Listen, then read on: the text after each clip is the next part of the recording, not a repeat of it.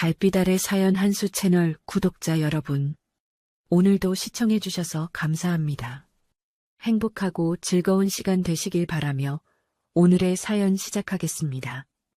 하와이 호놀룰루 공항의 출발 라운지는 저녁 7시가 넘어서도 여전히 북적거리고 있었습니다. 면세점에서는 마지막 쇼핑을 하는 관광객들로 붐볐고, 카페에서는 귀국길에 오르는 사람들이 여유롭게 커피를 마시고 있었어요. 탑승구 근처 대기석에는 평범한 민간복을 입은 7남매가 조용히 앉아 있었습니다. 겉보기엔 그저 가족여행을 마치고 돌아가는 평범한 사람들처럼 보였어요. 하지만 그들의 진짜 정체를 안다면 누구든 깜짝 놀랄 겁니다. 대한민국군 최고 엘리트 가족인 이씨 7남매였거든요. 장남 이태권 대장부터 막내 이수연 준장까지 그들의 어깨에는 총 별 13개가 달려 있었습니다. 물론 지금은 모든 계급장과 군복을 벗어둔 상태였지만 말이죠. 장남 이태권은 55살에 침착하고 완벽주의적인 성격이었어요. 육군사관학교를 수석으로 졸업하고 33년째 복무 중인 대장이었습니다. 평소 냉정하고 엄격한 모습으로 유명했지만 가족들 앞에서만큼은 따뜻한 형의 모습을 보였어요. 그는 막내 이수연을 바라보며 장난스럽게 웃으며 말했습니다. 수연아, 너는 아직 별 단 줄 모르고 있다. 46살의 막내 이수연은 볼이 빨갛게 달아오르며 고개를 저었어요. 공군사관학교 출신으로 24년째 복무 중인 준장이었습니다. 형, 여기서 그런 얘기하면 어떡해요. 누가 들으면 어쩌려고. 넌 우리 중에서 가장 착한 군인이야. 이태건이 따뜻한 미소를 지으며 말을 이었죠. 정말 자랑스럽다, 우리 막내.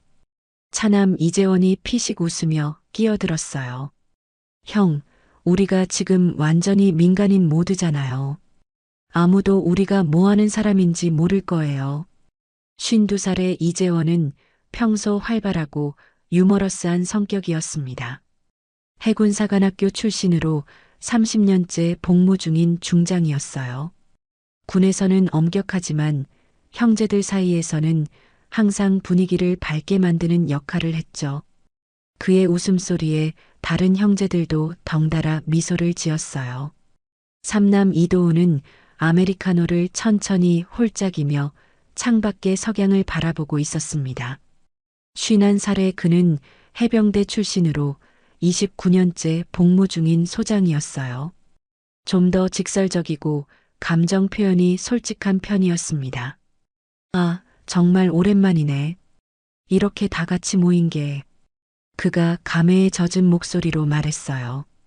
사남 이성우는 노트북을 무릎에 올리고 뭔가 작업하고 있었습니다. 50살의 그는 육군정보통신 전문가로 28년째 복무 중인 소장이었어요. 항상 차분하고 논리적인 사고를 하는 편이었죠. 형들, 잠깐만요. 이거 마저 정리하고. 그가 키보드를 두드리며 말했습니다. 야, 일 그만하고 좀 쉬어.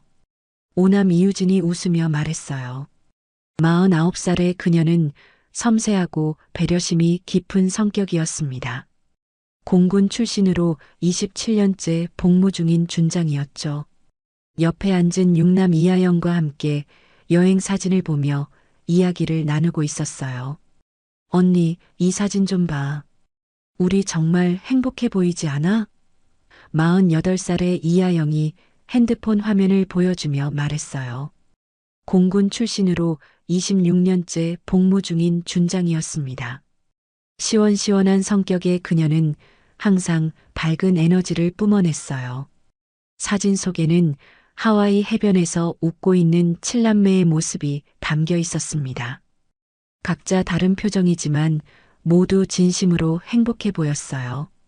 이런 순간이 얼마나 귀한지 그들 모두 알고 있었거든요.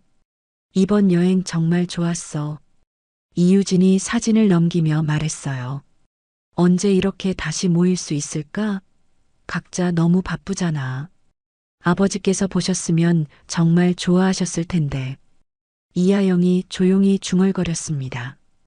그 말에 잠시 모두가 침묵했어요. 아버지에 대한 그리움이 마음 한구석에서 올라왔거든요. 이들은 명문 군인 가문 출신이었습니다. 아버지 이철민은 생전에 육군 대장까지 오른 전설적인 군인이셨고, 칠남매 모두 각자 다른 길로 군에 입대했어요. 모두 사관학교를 거쳐 현재 장성급 장교로 복무하고 있었습니다. 이번에는 아버지 오주기 추모를 마치고 가족 여행을 다녀오는 길이었어요. 평소 각자의 중책으로 너무 바빠서 이렇게 모두 모이기가 쉽지 않았거든요. 더군다나 각자 다른 군에서 복무하고 있어서 더욱 그랬죠. 육군, 해군, 공군, 해병대까지 다양한 곳에 흩어져 있었으니까요. 우리 아버지가 살아계셨다면 뭐라고 하셨을까? 이태건이 조용히 말했어요. 칠남매가 모두 장성이 되다니 자랑스러워 하셨을 거야. 이재원이 대답했습니다. 하지만 동시에 걱정도 많이 하셨을 텐데. 특히 우리 여동생들 말이야. 아버지는 항상 말씀하셨잖아. 나라를 지키는 것도 중요하지만 가족을 지키는 것이 더 중요하다고. 이수연이 아버지의 말씀을 떠올리며 말했어요. 그분이 우리 칠남매를 키우면서 얼마나 힘드셨을까. 이도훈이 감회에 젖어 말했습니다. 모두 성격도 다르고 하고 싶은 것도 달랐는데 말이야. 공항방송이 은은하게 울려 퍼졌습니다. 대한항공 K287편 하와이발 서울 인천 행승객 여러분, 탑승 안내를 시작하겠습니다. 1등석과 비즈니스석 승객께서는 우선 탑승해 주시기 바랍니다. 자, 이제 집에 가자. 이태건이 일어서며 말했습니다. 다른 형제들도 하나둘 자리에서 일어났어요. 비행기에 오르면서 이태건은 뒤를 돌아보았습니다. 동생들이 모두 편안하고 행복한 표정으로 웃고 있는 모습을 보니 가슴이 따뜻해졌어요. 언제나 무거운 책임감과 국가의 안보를 짊어지고 살아가는 그들이지만 이런 순간만큼은 정말 소중했습니다. 기내에 자리를 잡고 앉으며 이수연이 작게 속삭였어요. 형들, 이런 날이 더 많았으면 좋겠어요. 우리도 가끔은 그냥 평범한 사람들처럼 살고 싶단 말이에요. 그러게 말이야. 가끔은 계급장 떼고 그냥 형제로만 지내고 싶어. 이재원이 고개를 끄덕이며 동의했습니다. 비행기가 서서히 활주로로 이동하기 시작했어요.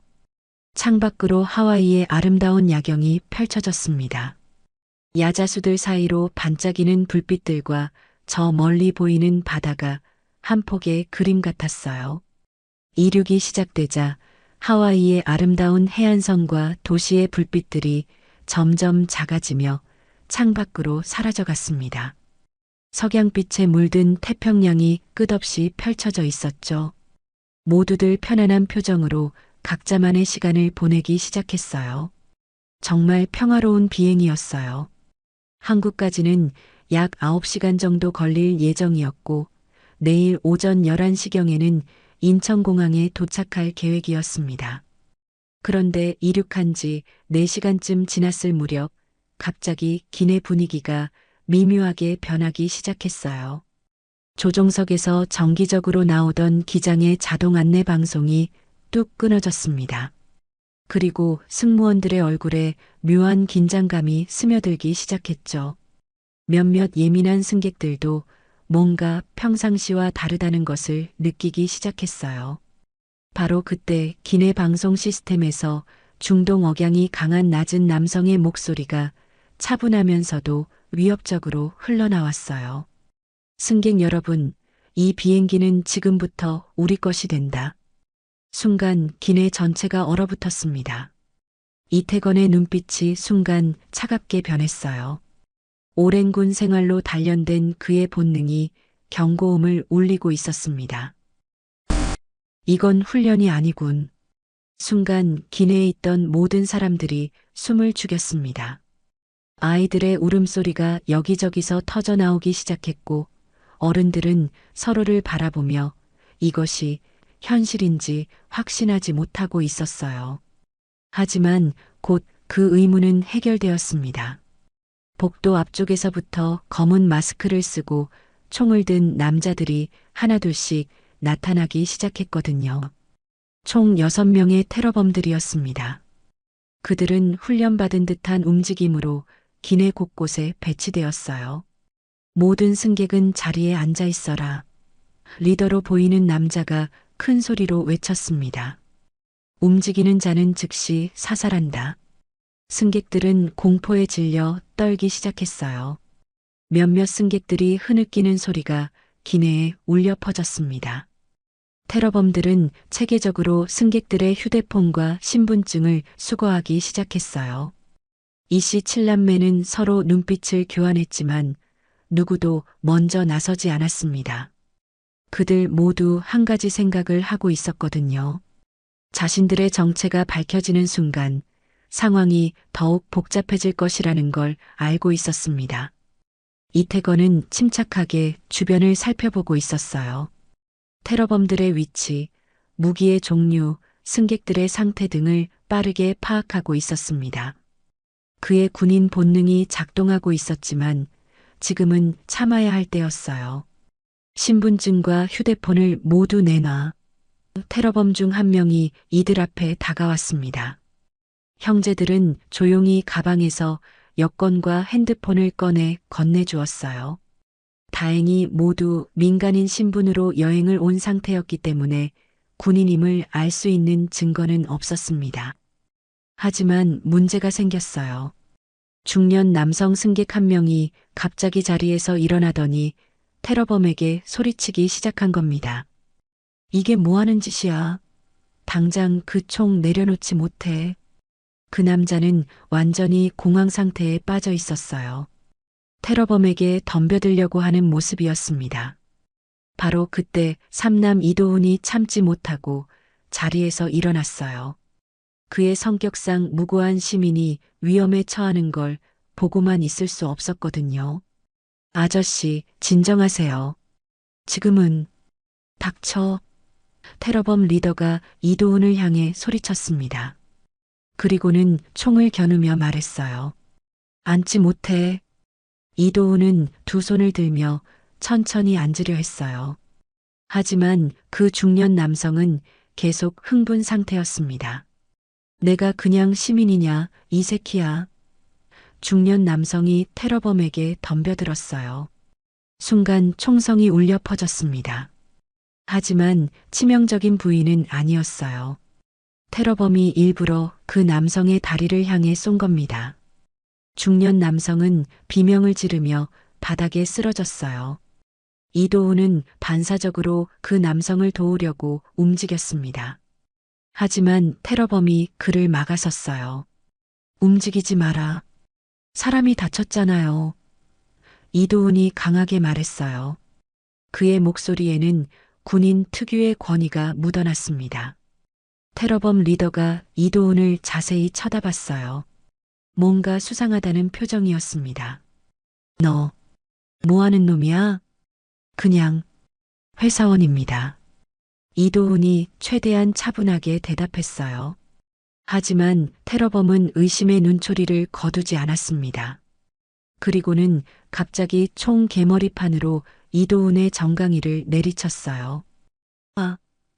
이도훈이 고통으로 인해 무릎을 꿇었습니다. 그 순간 나머지 7남매들이 모두 몸을 긴장시켰어요. 형제가 공격당하는 걸 보고 가만히 있을 수 없었거든요. 특히 이태건의 얼굴이 차갑게 굳어졌습니다. 하지만 막내 이수연이 재빠르게 상황을 수습했어요. 오빠, 제발. 그냥 조용히 있어요. 그녀가 울먹이는 목소리로 말했습니다. 제발이요. 이수연의 연기는 완벽했어요. 그냥 무서워하는 여동생의 모습이었습니다.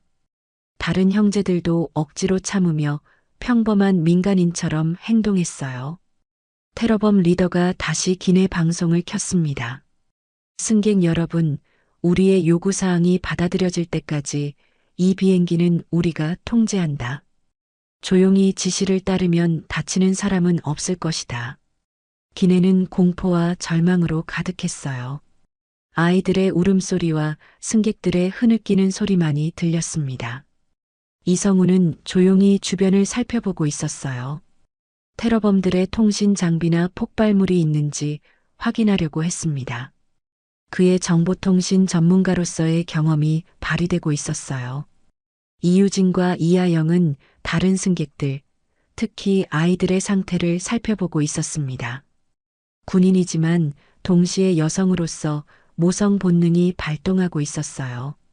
이재원은 기내 구조를 머릿속으로 그리고 있었어요.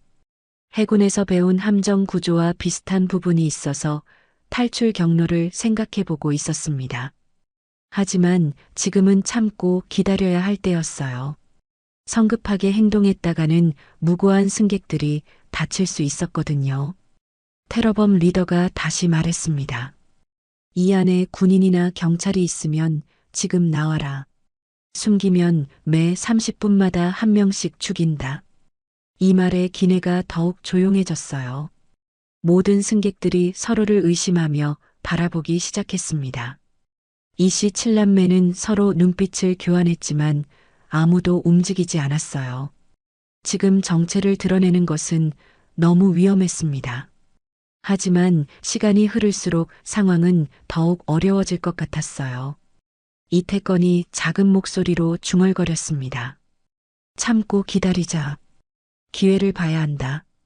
테러범들이 한국 정부의 요구 조건을 전송한다는 방송이 나온 지 1시간이 지났습니다. 기내의 긴장감은 점점 더해가고 있었어요. 승객들은 두려움에 떨며 자리에 웅크리고 있었고 아이들의 간헐적인 울음소리만이 정적을 깨뜨리고 있었습니다. 테러범 리더가 다시 기내 방송을 켰어요.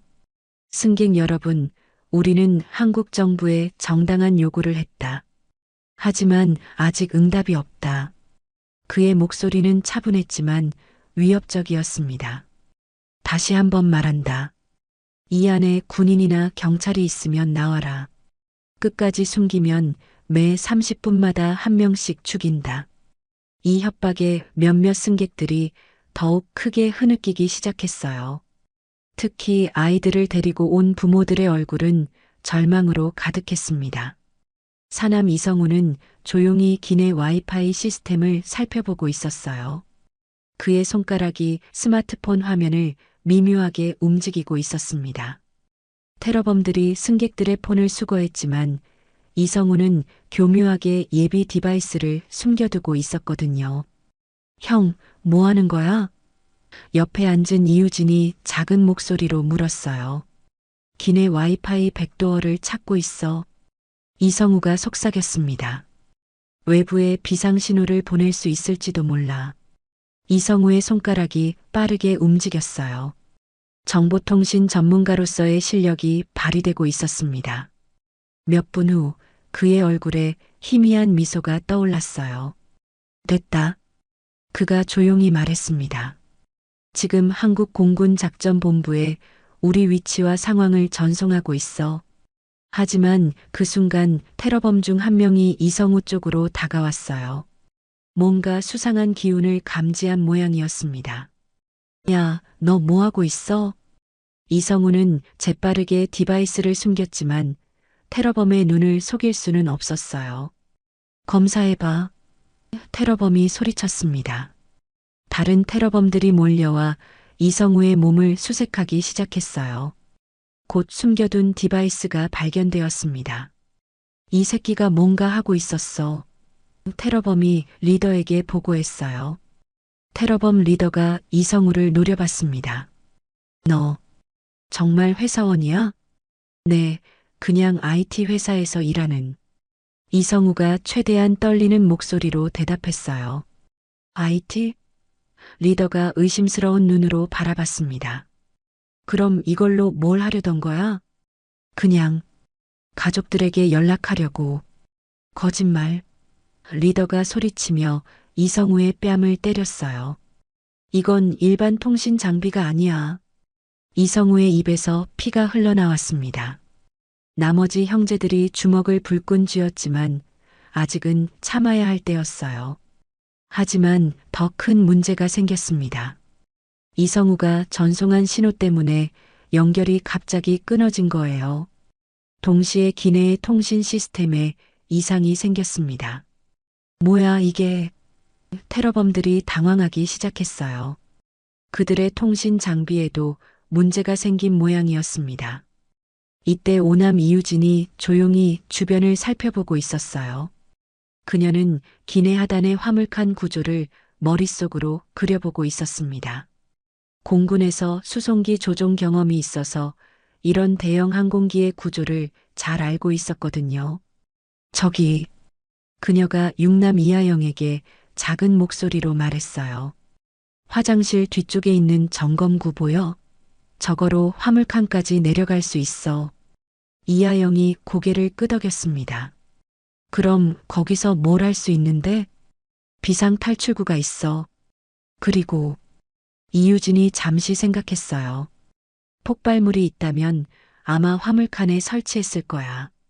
두 자매는 서로 눈빛을 교환했어요. 하지만 지금 당장 움직이기에는 너무 위험했습니다.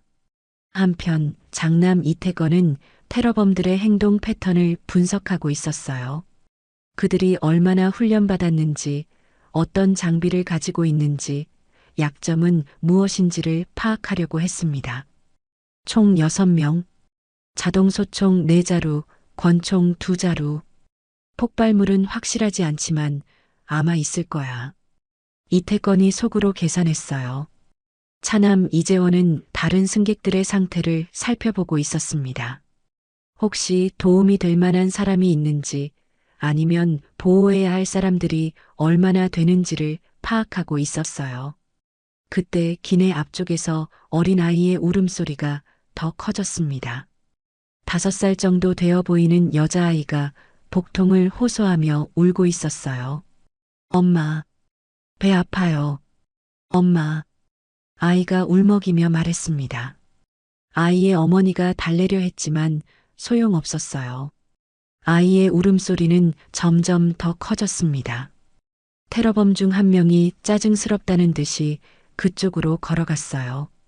시끄럽게 하지 마. 죄송해요, 죄송해요. 아이가 아픈 것 같아서 어머니가 떨리는 목소리로 말했어요. 닥치라고. 테러범이 소리치며 아이를 향해 손을 들어 올렸어요. 바로 그 순간 막내 이수연의 몸이 반사적으로 움직였습니다. 그 어린아이가 자신이 잃은 조카와 너무 닮아 있었거든요. 군인이기 이전에 한 사람의 인간으로서 참을 수 없었어요. 잠깐, 이수연이 자리에서 일어나며 소리쳤습니다. 테러범이 놀라며 이수연을 바라봤어요. 뭐야? 아이는 건드리지 마세요. 이수연의 목소리가 떨리고 있었지만 그 안에는 강한 의지가 담겨 있었어요. 앉아. 테러범이 총을 겨누며 소리쳤습니다. 하지만 이수연은 움직이지 않았어요. 대신 천천히 그 아이 쪽으로 걸어갔습니다. 아가야, 괜찮아. 언니가 있어. 그녀가 부드러운 목소리로 말했어요. 테러범이 당황했어요. 예상치 못한 상황이었거든요. 그리고 이수연의 행동에는 뭔가 다른 것이 있었습니다. 일반 민간인과는 다른 확신에 찬 움직임이었어요. 너, 뭐야? 테러범이 의심스럽게 물었습니다. 이수연이 아이를 안아올리며 대답했어요. 그냥 아이를 좋아하는 사람이에요. 하지만 그 순간 아이를 향해 손을 뻗던 테러범이 갑자기 이수연을 밀쳤어요. 이수연이 비틀거렸지만 훈련받은 몸은 자연스럽게 균형을 잡았습니다. 그리고 반사적으로 테러범의 팔을 잡아 비틀었어요. 아, 테러범이 비명을 질렀습니다. 이수연의 제압 기술이 완벽했거든요. 순간 기내가 조용해졌어요.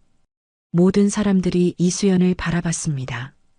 그리고 테러범들도 깨달았어요. 이 여자, 군인이야. 순간 기내 전체가 얼어붙었습니다. 이수연이 테러범의 팔을 완벽하게 제압한 모습을 본 모든 사람들이 충격에 빠져 있었어요. 그 움직임은 분명히 일반인의 것이 아니었습니다. 테러범이 고통스러워하며 소리쳤지만 이수연의 제압 기술은 완벽했어요. 공군에서 배운 근접 전투 기술이 무의식 중에 발휘된 것이었습니다. 다른 테러범들이 재빠르게 총을 겨누며 이수연을 포위했어요. 손 놔. 당장 놔. 이수연은 그제야 자신이 실수했다는 걸 깨달았습니다. 하지만 이미 늦었어요. 그녀는 천천히 테러범의 팔을 놓고 두 손을 들어 올렸어요. 테러범 리더가 이수연 앞으로 다가왔습니다. 그의 눈에는 분노와 의심이 가득했어요. 역시 그랬군. 너 뭐야? 어느 부대 소속이야?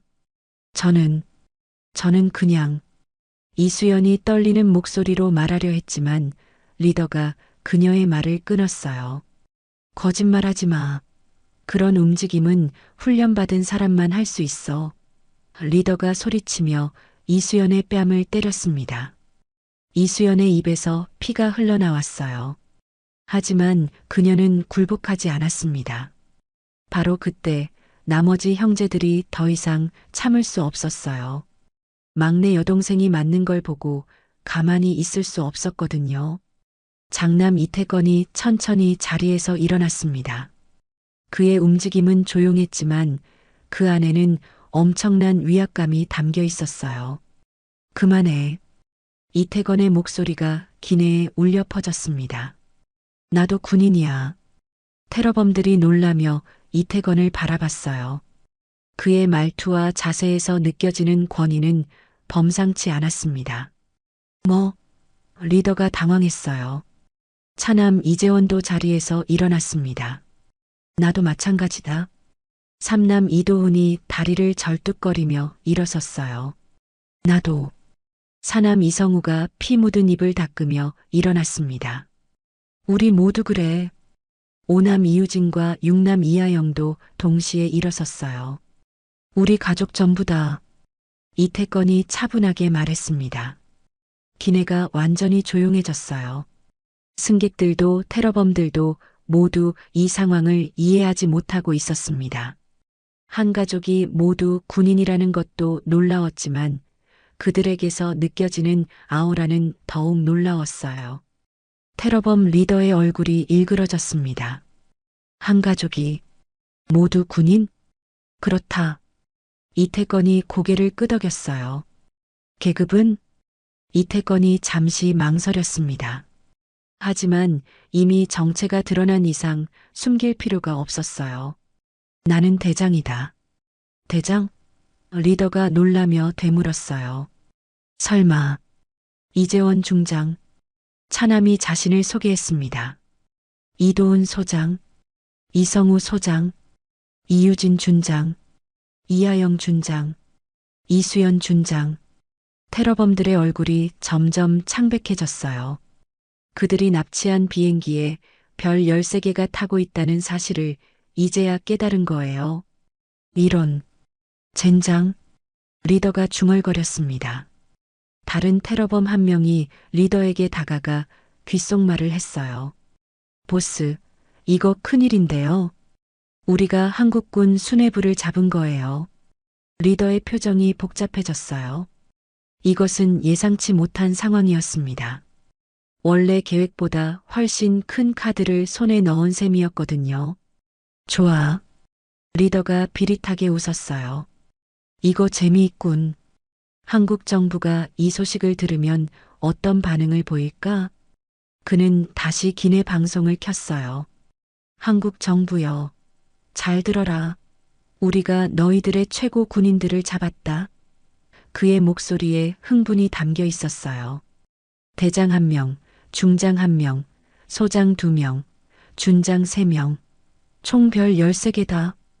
기내의 다른 승객들이 놀라며 이씨 7남매를 바라봤어요. 그들이 그런 높은 계급의 군인들이었다는 사실에 충격받고 있었습니다. 하지만 동시에 희망도 생겼어요. 이 정도의 군인들이 있다면 뭔가 해결책을 찾을 수 있을 거라는 기대감이었죠. 이태건은 차분하게 상황을 분석하고 있었어요. 정체가 드러난 것은 불리했지만 이제 더 이상 숨길 필요가 없다는 점에서는 오히려 유리할 수도 있었습니다. 우리를 어떻게 할 생각이냐? 이태건이 리더에게 물었어요. 당분간은 조용히 있어라. 너희들이 VIP 인질이 된 거야. 리더가 대답했습니다. 한국 정부가 우리 요구를 들어줄 때까지 말이야. 요구가 뭔데? 이재원이 물었어요. 그건 너희들이 알 필요 없어. 리더가 냉소적으로 웃었어요. 테러범들은 이씨 7남매를 기내 앞쪽으로 이동시켰어요. 다른 승객들과 분리해서 더 철저히 감시하려는 것 같았습니다. 움직여. 테러범 중 한 명이 총으로 이들을 위협했어요. 7남매는 조용히 지시를 따랐습니다. 하지만 이동하면서도 서로 눈빛으로 소통하고 있었어요. 수십 년간 함께 자라온 형제자매들만이 할 수 있는 무언의 대화였습니다. 기회를 봐야 한다. 이태건의 눈빛이 말하고 있었어요. 승객들 안전이 우선이다. 이재원이 고개를 살짝 끄덕였습니다. 화물칸 점검이 필요하다. 이유진이 아래쪽을 흘끗 봤어요. 통신 복구를 시도해 볼게. 이성우가 작게 고개를 끄덕였습니다. 새로운 자리에 앉으며 이수연이 작은 목소리로 중얼거렸어요. 미안해요, 형들.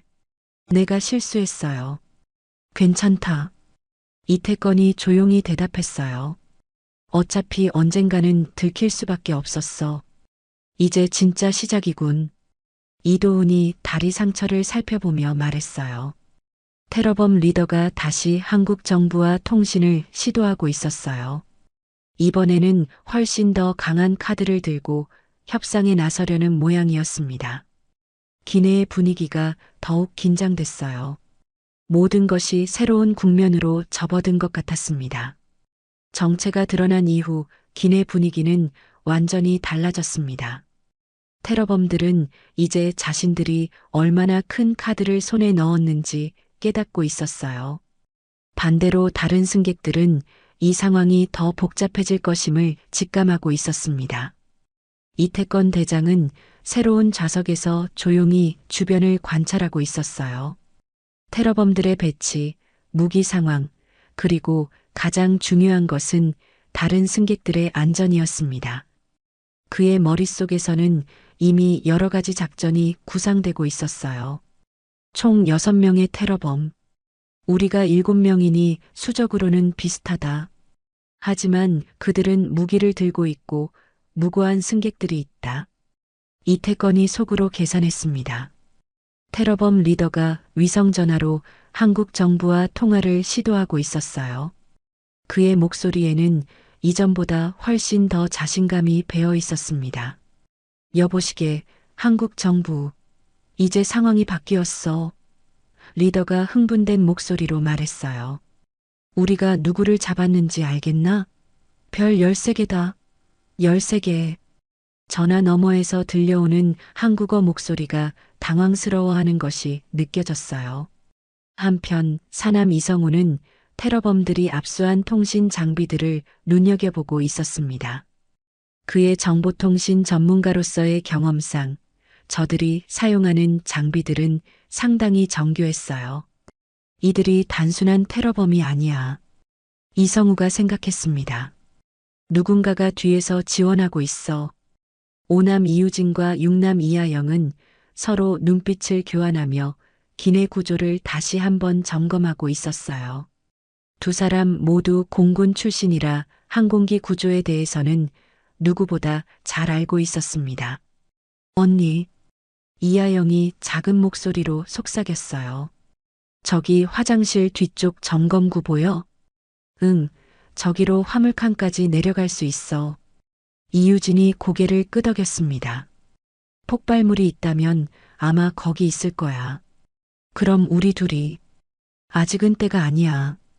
좀 더 기다려봐. 바로 그때 기내 뒤쪽에서 작은 소동이 일어났습니다. 아까 이수연이 도우려 했던 그 어린아이가 다시 울기 시작한 것이었어요. 윤서진이라는 이름의 5살 여자아이였습니다. 엄마, 배 너무 아파요. 아이가 울먹이며 말했어요. 아이의 어머니가 필사적으로 달래려 했지만 소용없었어요. 아이는 계속 복통을 호소하며 울고 있었습니다. 테러범 중 한 명이 짜증스럽다는 듯이 그쪽으로 걸어갔어요. 또 시끄럽게 하네. 죄송해요, 죄송해요. 아이가 정말 아픈 것 같아서 어머니가 떨리는 목소리로 말했어요. 그 순간 이수연의 가슴이 철렁했어요. 그 아이의 모습이 자신이 몇 년 전 잃은 조카와 너무나 닮아 있었거든요. 작은 얼굴, 큰 눈, 그리고 아픈 표정까지. 미영이. 이수연의 마음속에서 죽은 조카의 이름이 떠올랐어요. 교통사고로 세상을 떠난 조카를 구해주지 못했던 자신에 대한 죄책감이 다시 밀려왔습니다. 테러범이 아이에게 손을 뻗으려는 순간이었어요. 잠깐, 이수연이 다시 자리에서 일어났습니다. 앉으라고 했잖아. 테러범이 소리쳤어요. 하지만 이수연은 움직이지 않았어요. 대신 차분한 목소리로 말했습니다. 그 아이, 제가 봐드릴게요. 저 의무병이었거든요. 의무병? 테러범이 의아한 표정을 지었어요. 네, 공군 의무병 출신이에요. 아이들 응급처치는 할 줄 알아요. 이것은 거짓말이었어요. 이수연은 전투기 조종사였지 의무병이 아니었습니다. 하지만 지금은 그 아이를 구하는 것이 더 중요했어요. 테러범 리더가 흥미로워하는 표정을 지었어요. 재미있군. 준장님이 직접 아이를 돌봐주신다고? 그가 비꼬는 투로 말했어요. 좋아, 해봐. 단 이상한 짓 하면 바로 쏴 죽인다. 이수연이 조용히 그 아이에게 다가갔어요. 아이는 여전히 울고 있었지만 이수연의 부드러운 미소를 보고 조금 진정되는 것 같았습니다. 서진아, 괜찮아. 언니가 도와줄게. 이수연이 아이의 이름을 부르며 말했어요. 언니, 배 너무 아파요. 이수연은 아이를 자세히 살펴봤어요. 복통의 원인을 정확히는 알 수 없었지만 아마도 스트레스와 공포감 때문일 가능성이 높았습니다. 서진아, 언니랑 같이 심호흡해 볼까? 천천히. 들이쉬고, 내쉬고. 이수연의 차분한 목소리와 함께 아이가 조금씩 진정되기 시작했어요. 하지만 바로 그때 테러범 중 한 명이 이수연을 거칠게 밀쳤습니다. 그만해. 너무 오래 걸려. 이수연이 비틀거렸지만 훈련받은 몸은 자연스럽게 균형을 잡았어요. 그리고 그 순간 또다시 반사적으로 테러범의 손목을 잡았습니다. 테러범이 고통스러워했어요. 하지만 이번에는 이수연이 재빨리 손을 놓았어요. 더 이상 상황을 악화시킬 수는 없었거든요. 죄송해요. 그냥 반사적으로. 테러범 리더가 화가 난 표정으로 다가왔어요. 이 여자 또 이상한 짓을. 그가 이수연을 향해 손을 들어 올리려는 순간 차남 이재원이 참지 못하고 일어났습니다. 야, 그만해. 이재원의 목소리가 기내에 울려 퍼졌어요. 여자하고 아이한테 뭐 하는 거야? 앉아. 다른 테러범이 총을 겨누며 소리쳤어요. 하지만 삼남 이도훈도 일어섰습니다.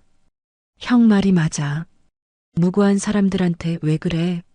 순간 기내의 긴장감이 극도로 높아졌어요. 테러범들과 이씨 형제들 사이에 일촉즉발의 상황이 벌어진 것이었습니다. 장남 이태건이 천천히 일어서며 상황을 진정시키려 했어요. 모두 진정하자. 그의 목소리는 차분했지만 강한 권위가 담겨 있었어요. 우리가 원하는 건 모두의 안전이다. 닥쳐. 테러범 리더가 소리쳤어요. 내들이 명령할 입장이 아니야. 하지만 그 순간 기내 통신 시스템에서 한국공군 작전본부의 목소리가 들려왔어요. K87편. 이쪽은 한국공군 작전본부다. 응답하라. 모든 사람들이 그 소리에 집중했어요. 드디어 외부와의 연결이 이루어진 것 같았습니다. 테러범 리더가 통신기를 집어들며 비릿하게 웃었어요. 한국공군, 잘 왔어. 이제 진짜 협상을 시작해보자. 한국공군 작전본부와의 통신이 연결되자 기내 분위기는 더욱 긴장됐습니다. 테러범 리더는 마치 큰 카드를 손에 넣은 도박꾼처럼 자신만만한 표정을 지었어요. 한국공군 작전본부, 잘 들어라. 리더가 통신기에 대고 소리쳤습니다. 우리가 누구를 잡았는지 알겠나? 이태건 대장, 이재원 중장, 그리고 나머지 장성급 장교들까지 총 별 13개다. 통신기 너머로 들려오는 한국군 관계자의 목소리는 명백히 당황스러워하고 있었어요. 확인 중이다. 잠시만 기다려라. 기다려. 리더가 비웃었어요. 시간은 우리가 정한다. 이제부터 30분마다 한 명씩 죽인다. 가장 높은 계급부터 말이야. 이 말에 기내의 모든 승객들이 공포에 떨기 시작했어요. 특히 이씨 칠남매를 바라보는 다른 승객들의 눈빛이 복잡해졌습니다. 감사함과 동시에 불안감도 느끼고 있었거든요.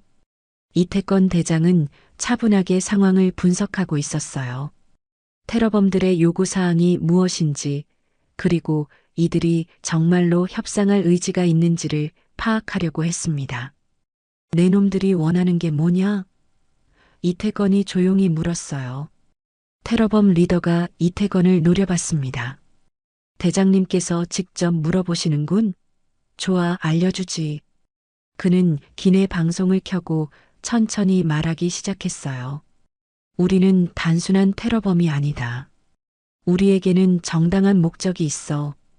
그의 목소리에 이상한 감정이 섞여 있었어요.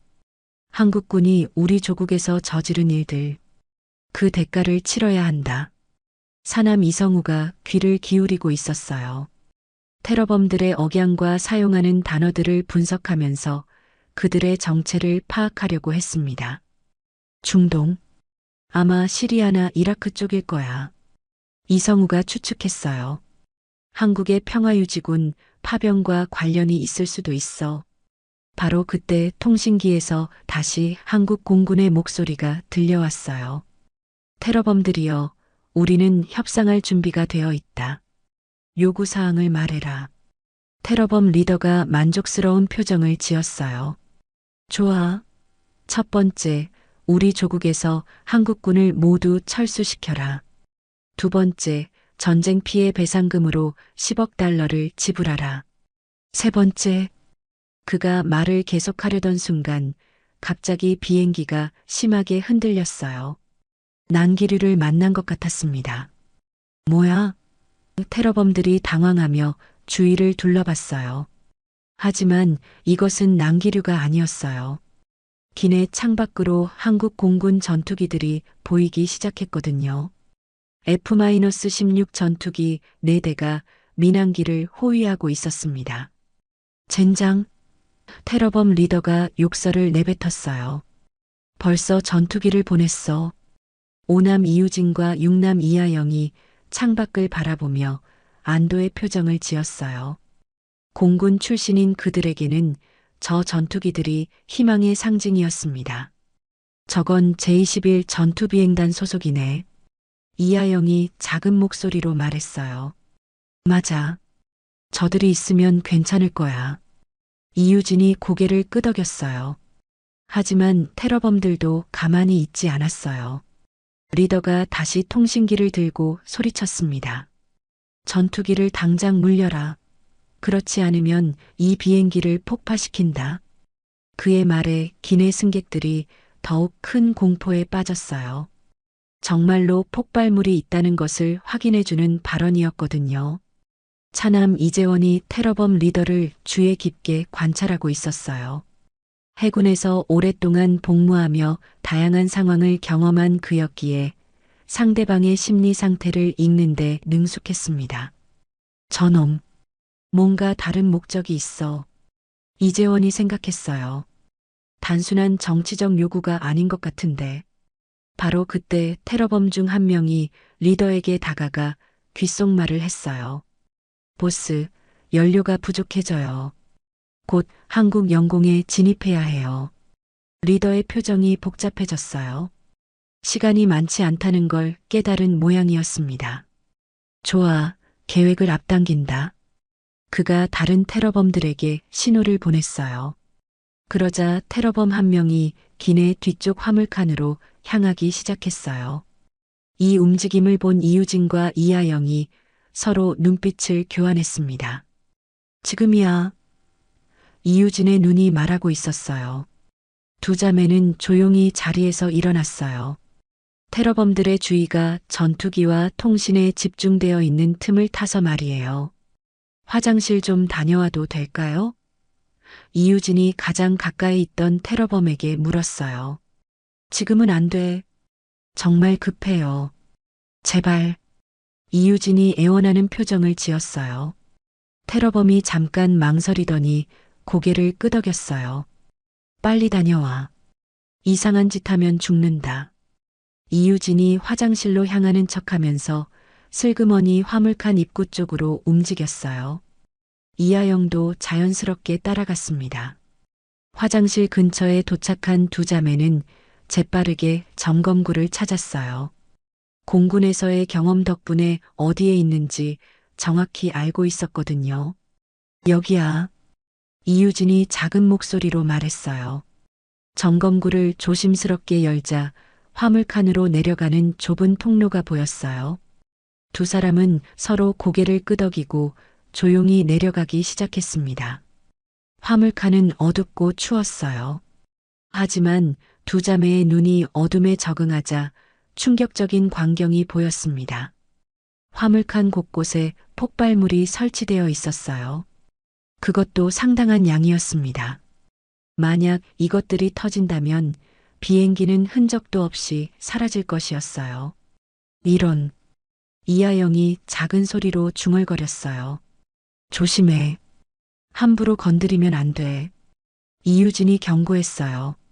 두 사람은 폭발물의 위치와 구조를 빠르게 파악했어요. 다행히 아직 작동 상태는 아닌 것 같았습니다. 그런데 바로 그때 위에서 발소리가 들려왔어요. 누군가 이쪽으로 오고 있었습니다. 빨리 숨어. 이유진이 속삭였어요. 두 자매는 재빨리 화물더미 뒤로 몸을 숨겼어요. 곧 테러범 한 명이 화물칸으로 내려왔습니다. 그는 폭발물들을 점검하더니 뭔가 장치를 작동시키기 시작했어요. 타이머 같은 것을 설정하는 것 같았습니다. 이제 진짜 위험해졌어. 이유진이 생각했어요. 테러범이 다시 위로 올라간 후 두 자매는 조심스럽게 폭발물에 접근했어요. 시간이 많지 않았습니다. 해체할 수 있어? 이하영이 물었어요. 해봐야지. 다른 방법이 없어. 이유진이 대답했어요. 위층에서는 여전히 긴장된 대치 상황이 계속되고 있었어요. 하지만 아래층에서는 두 자매가 모든 승객의 생명을 구하기 위해 위험한 작업을 시작하고 있었습니다. 화물칸에서 폭발물 해체 작업을 하고 있던 이유진과 이하영 자매는 극도의 긴장감 속에서 조심스럽게 움직이고 있었어요. 폭발물의 구조는 생각보다 복잡했습니다. 여러 개의 전선이 얽혀 있었고 잘못 건드리면 즉시 폭발할 수 있는 상황이었어요. 언니, 이거 봐. 이하영이 작은 목소리로 말했어요. 타이머가 설정되어 있어. 한국 영공 진입 예정 시간과 맞춰져 있는 것 같아. 이유진이 시계를 확인했어요. 약 20분 후면 한국 영공에 진입할 예정이었습니다. 시간이 별로 없어. 빨리 해야 해. 이유진이 손을 떨지 않으려고 애쓰며 말했어요.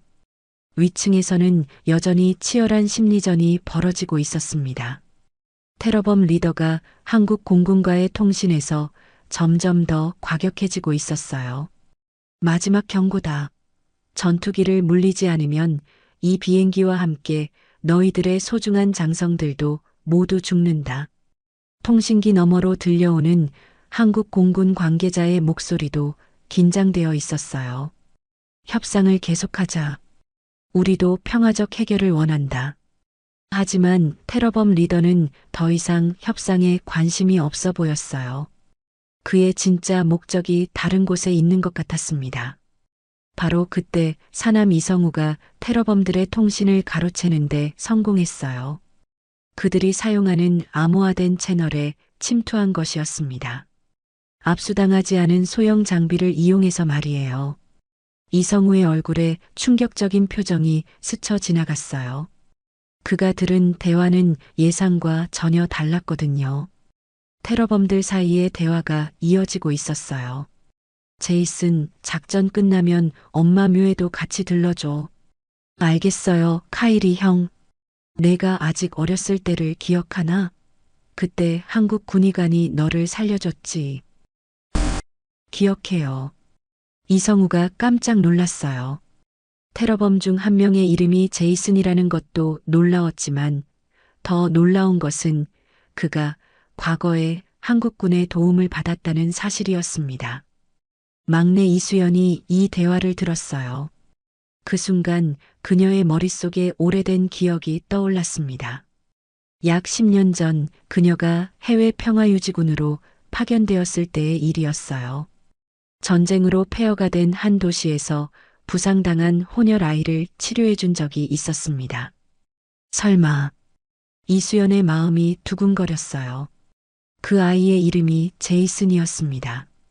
총상으로 죽어가던 아이를 이수연이 직접 응급처치해서 살려냈던 거예요. 그때 그 아이가 이수연의 손을 붙잡으며 고맙다고 말했던 기억이 생생했습니다. 이수연은 조심스럽게 테러범들을 살펴봤어요. 그들 중 한 명의 체격과 움직임이 묘하게 익숙했습니다. 제이슨, 정말 내가 맞니?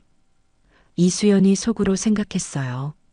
바로 그때 비행기가 한국 영공에 진입했다는 기장의 방송이 나왔어요. 승객 여러분, 현재 대한민국 영공에 진입했습니다. 테러범 리더 카이리의 표정이 변했어요. 이제 마지막 단계에 접어든 것이었습니다.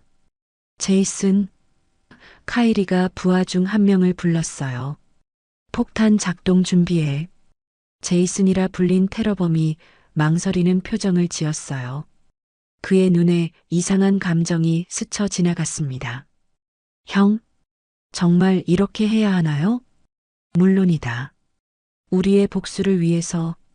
하지만 제이슨의 표정은 여전히 확신에 차 있지 않았어요.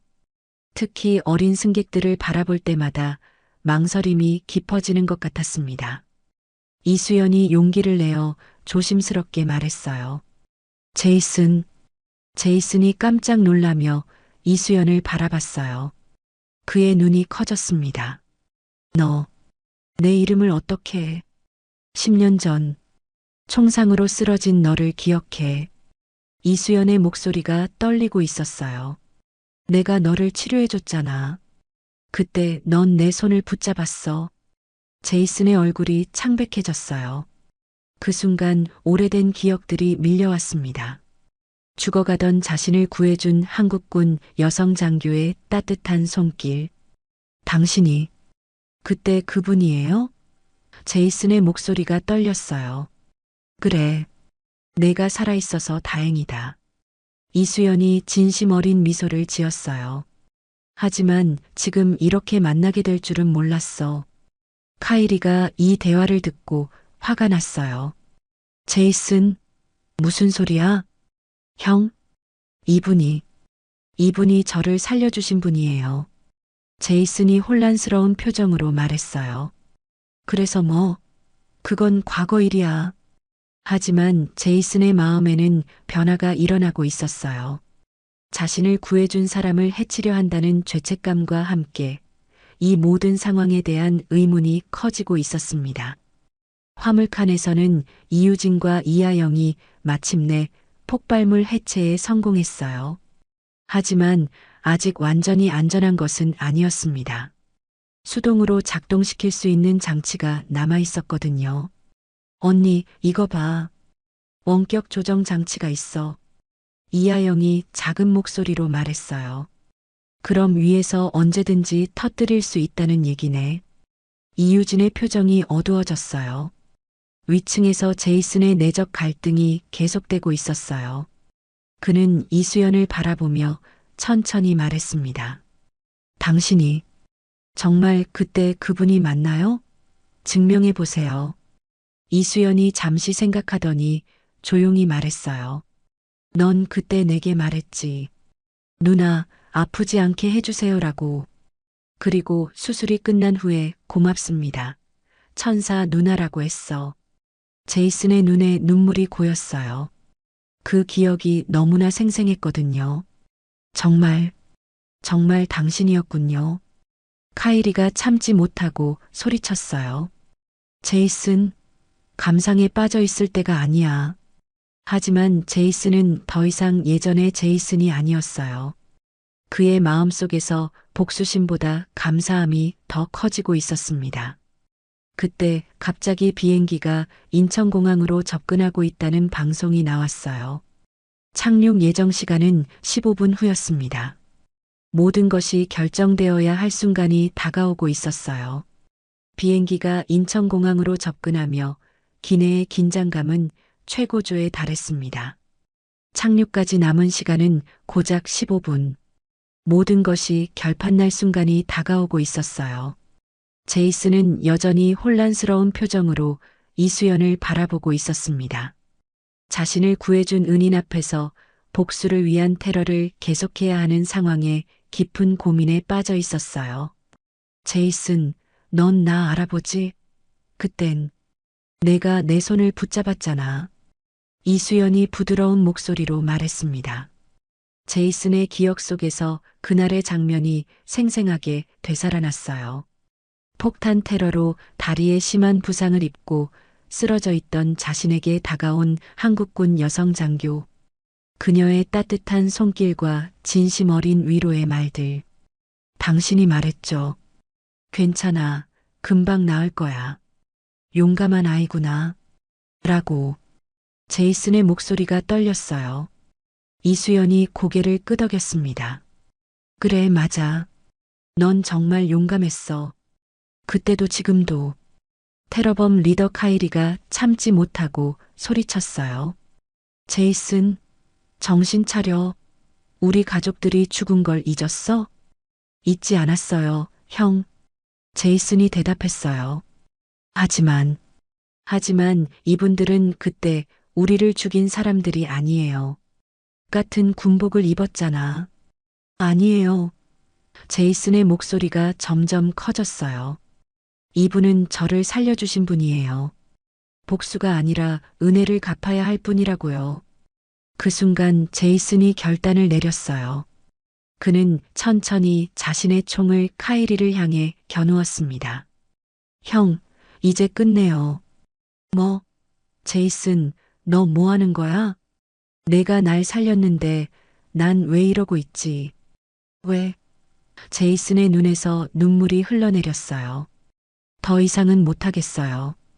기내의 다른 테러범들이 당황하며 제이슨을 향해 총을 겨누었어요. 상황이 급변하고 있었습니다. 카이리가 분노에 찬 얼굴로 외쳤어요. 배신자, 그럼 모두 함께 죽자. 그가 폭탄 기폭 장치를 작동시키려는 순간 제이슨이 재빠르게 그에게 달려들었어요. 안 돼. 두 사람이 격투를 벌이는 동안 이태건 대장이 신호를 보냈어요. 이제 행동할 때가 온 것이었습니다. 지금이다. 이태건의 외침과 함께 칠남매가 동시에 움직였어요. 이재원 중장이 가장 가까이 있던 테러범을 제압했고 이도훈 소장은 다리 부상에도 불구하고 다른 테러범에게 달려들었어요. 이성우 소장은 통신 장비를 확보하려 했고 이유진과 이하영은 화물칸에서 급히 올라와 합류했습니다. 격투가 벌어지는 와중에 카이리가 기폭 장치를 작동시켰어요. 모두 죽어라. 하지만 화물칸의 폭탄은 터지지 않았어요. 이유진과 이하영이 미리 해체해둔 덕분이었습니다. 카이리가 당황하며 소리쳤어요. 뭐야? 왜 안 터져? 우리가 이미 해체했어. 이유진이 당당하게 말했어요.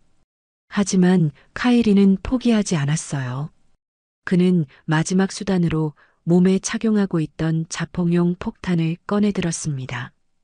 그럼 이걸로 순간 기내가 아수라장이 되었어요. 승객들이 비명을 지르며 뒤로 물러섰습니다.